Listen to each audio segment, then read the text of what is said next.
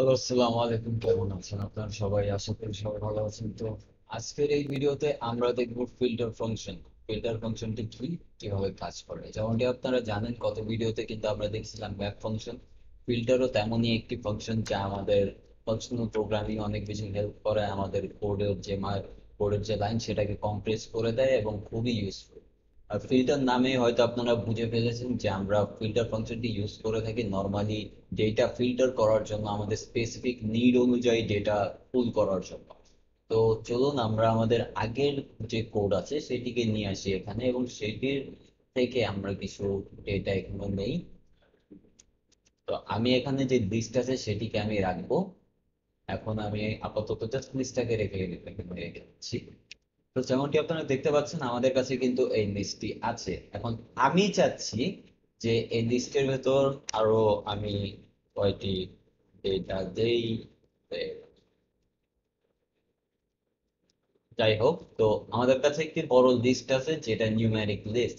এখন আমি চাচ্ছি যে এই লিস্টের থেকে যে সকল সংখ্যা আছে, যে অড, ইভেন আর অড বা জোড় বিজোড় যেটাকে বলেন, যেগুলো সংখ্যা আছে অড বা বেজোড়, সেগুলোকে পুল করে আরেকটি সেপারেট লিস্ট করতে।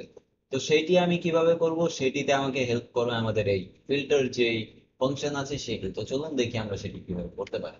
সর্বপ্রথম আমরা এখানে একটি ফাংশন ডিফাইন করব, ডেফ। আমি এখানে নাম দিব ফাইন্ড অড। দেওয়ার পর আমি ভেতরে আসব। ভেতরে আসার পর এখন আমাকে যা করতে হবে সিম্পলি আমি রিটার্ন করব। আপনাদের যদি মনে থাকে, আমি যখন আপনাদের অপারেটরস করিয়েছিলাম, আমরা এখানে সিম্পলি ইউজ করব মডিউল অপারেটর।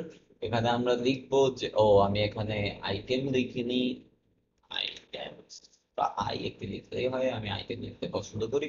তো আমি যদি এখানে লিখি আইটেমস মডিউলো 2 ইকুয়ালস টু 0, এখন আমি যদি ইকুয়ালস টু রাখি, এটি কিন্তু হয়ে যাবে কি ইভেন ফাইন্ড করবে। আমি ইভেন ফাইন্ড করতে চাচ্ছি না, নট ইকুয়ালস টু 0। মডিউলো অপারেটরটা কি করে? মডিউলো অপারেটর আমাদের রিটার্ন করে কি, আমাদের ভাগশেষটি রিটার্ন করে। ভাগশেষ যদি 0 হয় তাহলে সেই সংখ্যা অবশ্যই ইভেন, কিন্তু যদি না হয় তাহলে অবশ্যই সেটা অড। তো মূলত এই ফিল্টার ফাংশনটিতে আমরা বুলিয়ান ভ্যালুতে কিন্তু চেক করি যে এটি ট্রু ট্রু নাকি ফলস। তো যখনই আমরা দেখব যে items modulo 2 is not equal to 0, তাহলে সেটি অবশ্যই অড হবে, এবং সেটিকে আমরা এখন দেখবো ফিল্টার ফাংশন দিয়ে আমরা কিভাবে ফিল্টার করি। আমরা সিম্পলি বাইরে আসবো, এখানে আমরা দেখবো ট্রেন্ড।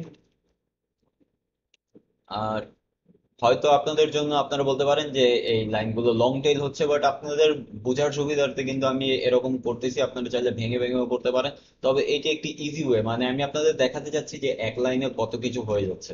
প্রিন্ট দেওয়ার পর আমি এখানে লিখবো লিস্টে কনভার্ট করতে হবে, অবশ্যই লিস্টে কনভার্ট করব। ভেতরে আমি ফিল্টার ফাংশনকে কল করব, ফিল্টার।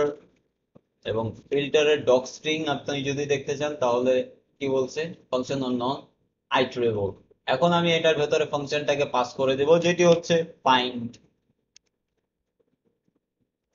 ফাইন্ড অড, এবং পাশে আমি পাস করে দিব আমাদের এই লিস্ট ওয়ানকে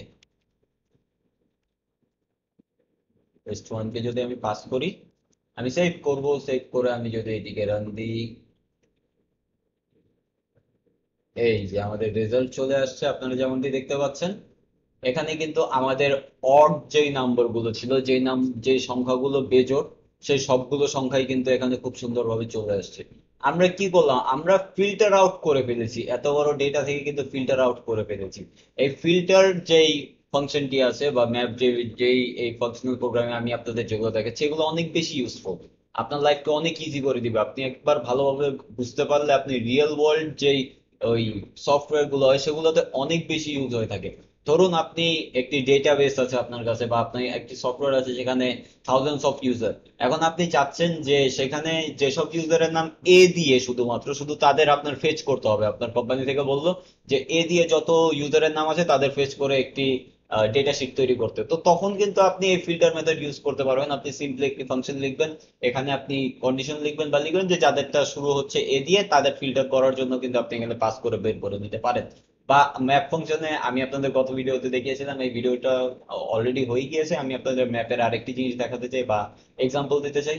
যেমনটি আপনারা দেখতে পাচ্ছেন যে এখানে ম্যাপ ফাংশনেও কিন্তু অনেকগুলো ডেটা আছে লিস্টের ভেতরে।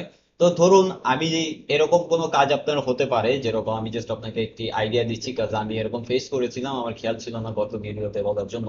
তো ধরুন সবগুলো ডেটা যা আছে সবগুলো নিউমেরিক ডেটা হলেও সেগুলো এক একটি স্ট্রিং এর ভেতর। তো আপনাকে অর্ডার দেওয়া হলো যে ভেতরে, এটার ভেতরে যতগুলো স্ট্রিং আছে সবগুলোকে নিউমেরিক করতে।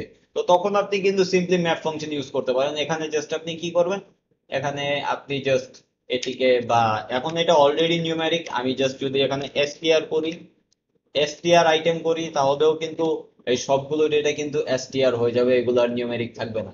তো এই ফাংশন গুলো আপনারা যদি একবার ভালো মতো বুঝেন, আপনাদের প্রোগ্রামিং এ অনেক অনেক বেশি হেল্প করবে।